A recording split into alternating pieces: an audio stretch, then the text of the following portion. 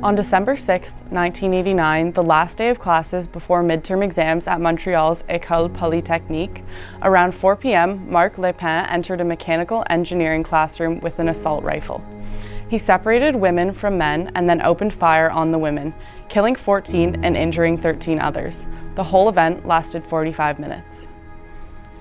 Before opening fire on the classroom of female engineering students, he screamed, "I hate feminists." To this date, this is still the largest mass shooting in Canada. The suicide note that was recovered is very interesting as it explicitly speaks to his motives, which are just as vile as his actions. In his suicide note, he wrote that feminists ruin his life, and included a list of other feminists that he wanted to kill but didn't have the time to. Why is there a negative connotation with the word feminist? Lépin had previously been denied admission to École Polytechnique, and obviously these women got into the program, not because they are women, but because they simply had better applications. When Lépin says that there are jobs that shouldn't be done by men, what is he talking about? As a woman who is interested in this field, it is hard to believe that some people may think I have no right to be there based on my gender. There is no reason for these stereotypes. A person's gender has no influence over their knowledge and technical competence. These stereotypes are a direct contradiction of the objective approach of this field. What are we doing to open people's minds since the event? We need more formal education on women in science. Lépin targeted several women of engineering who should have gone on to have bright and promising futures. It's important that the victims of this tragedy are honored in the media to make sure that people don't forget what has happened to them.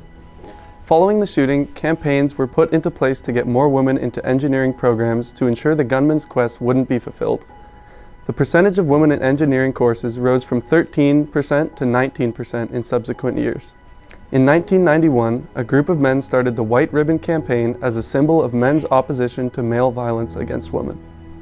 The event led to larger debates about violence against women and stricter gun control laws in Canada. Heidi Rathjen, one of the survivors, founded the Coalition for Gun Control, which helped pass Bill C-68, the federal firearm control legislation. According to Statistics Canada, in 2011, women accounted for 39% of graduates in STEM subjects, and of those, only 30% were in mathematics and computer science, and 23% were in engineering. Currently, there is a considerable lack of Canadian women studying engineering, math, and computer science. What is being done to combat the lack of equity in STEM fields? How can men be allies for women in STEM? One of the survivors of the event, Natalie Provost, suggested that while there is no easy explanation for tragedies like the massacre, she is convinced that only by combating economic and social exclusion can such events be prevented. She believes that Marc Lépin's actions were a cry of despair. Society let him down, but have we learned enough from the past about becoming more welcoming and inclusive? It is important for our community to take part in White Ribbon Day to remember the 14 women that were killed just because they were female. This is about men and women working together. This is about a more inclusive society. This is about a safe environment for all.